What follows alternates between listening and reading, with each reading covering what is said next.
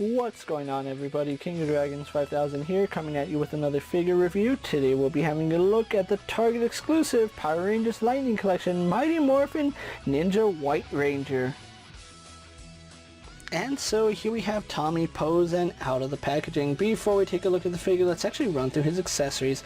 Tommy does come with 3 different head sculpts. We do get an unmasked head, which looks really nice. We do get a half-masked head, which does include the scarf piece. Then we do get a full mask, which also involves a scarf piece, and that looks really nice. He also comes with 2 sets of hands. We get a pair of fists. We get a right style pose hand. And then we get a left chopping hand. He does come with an attachment to his foot, so it does give a kicking effect, so I do like that. Other than that, Tommy doesn't come with anything else. So with that out of the way, guys, let's actually move on to his details.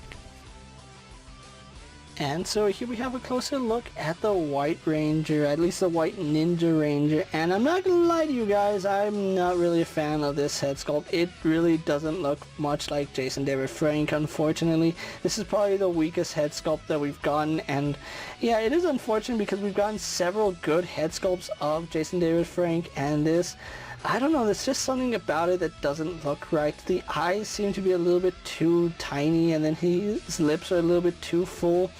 Yeah, I don't like it. It's not bad, but at the same time, it's not great. I still think the Zeo head and the Lord Draken are still the best ones, but yeah, it's a little bit unfortunate this one doesn't look like him. Now, he is sporting the white headband, which you can see it does go around his head, and then we do have his ponytail, which they did a good job with that. At least they gave him the ponytail rather than the long flowing hair.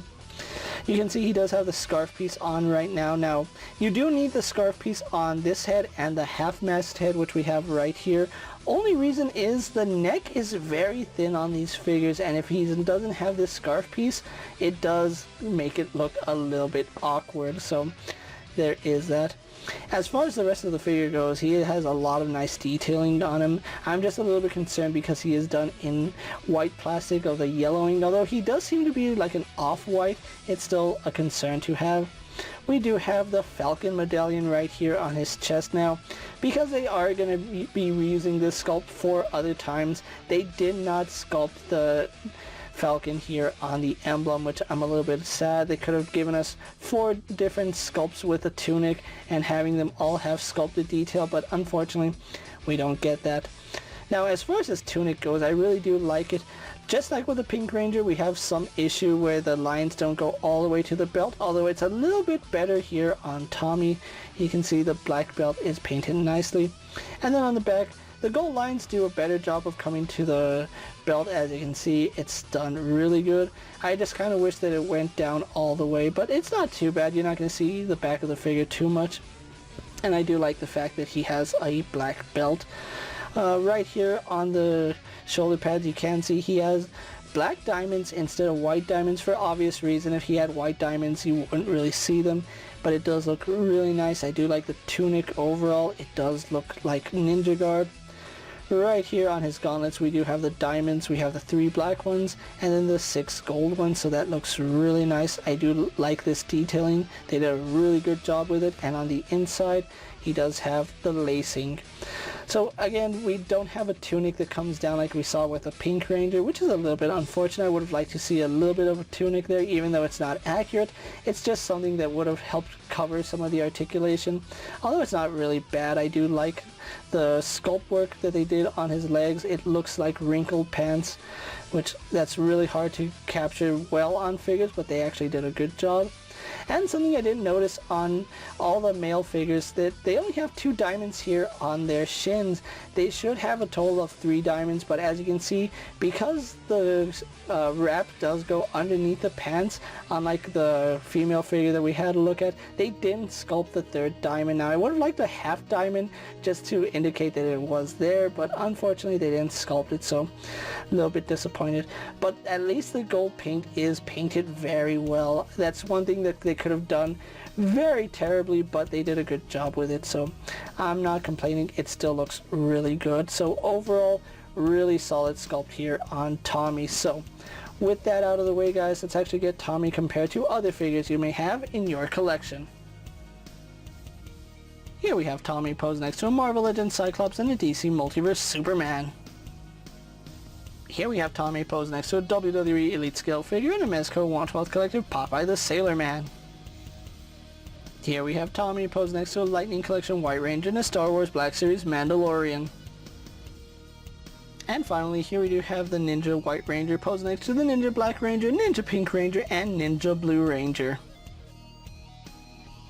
So with the comparisons out of the way, let's actually have a look at Tommy's articulation. Now, Tommy does have a ball joint here at the head, which does let his head move up and down, does give him some slight tilt. If you have the masked head, he's not going to have the hair back here, limiting some of the articulation. So the masked heads will get better range than his unmasked head, so do keep that in mind. He does have a ball joint here at the base of the neck, which does help with articulation as well. Really good range there. He does have a butterfly joint, which does move back and forth really nicely. Does have a ball joint that goes out to the side. Does a full 360, no issues there. I do like the fact that the tunic is a softer piece, so that gets out of the way. We do have a bicep swivel here, which works fine. A double bend here at the elbow. A little bit hindered by his garb, but you can see he still gets really good range there.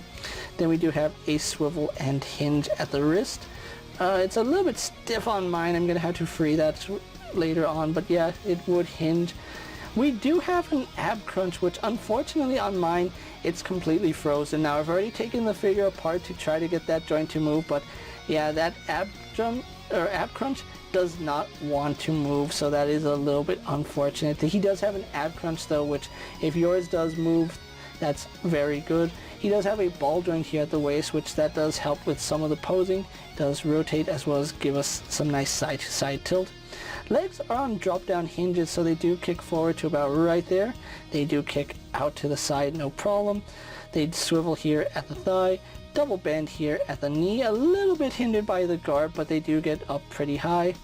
Then we do have swivel here at the leg wrap, a hinge in the ankle going back and forward, and then we do have forward facing pin for rocker ankle. So overall, Tommy here has some pretty good articulation. It is just unfortunate that the ab joint on mine is frozen. So with that out of the way, guys, let's actually get Tommy posed for my final thoughts, and then we'll wrap up this review.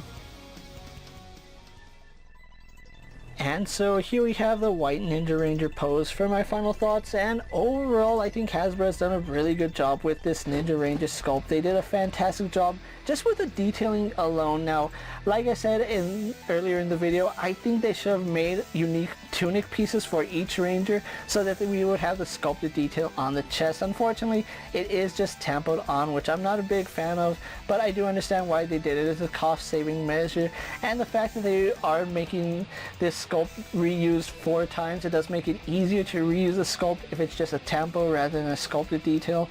I'm just not a fan of how they did some of the articulation points. Now, it is a little bit odd that all my Ninja Rangers all have either stuck, frozen, or stiff ab joints.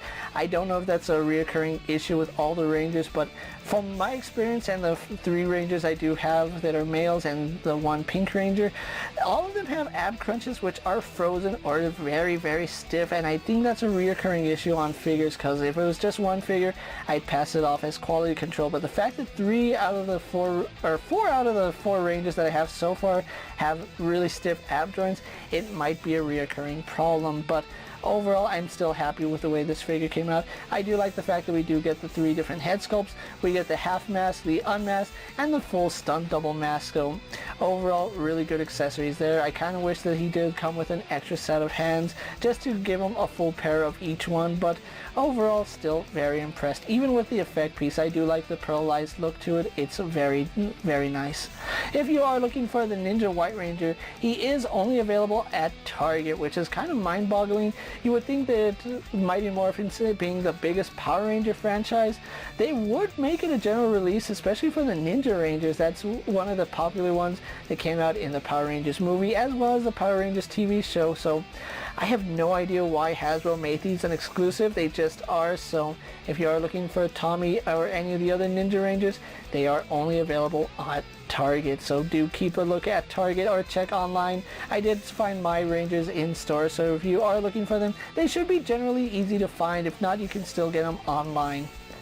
With that being said, guys, I'm KingofDragons 5000. Don't forget to like this video, leave a comment, subscribe to my channel. Go ahead and check out all my other action figure reviews as well as all my other Power Ranger videos. Hopefully you find them informative. As always, if there's a figure you would like to see me review, let me know down in the comments, and if it's in my collection, I'll gladly have a look at it.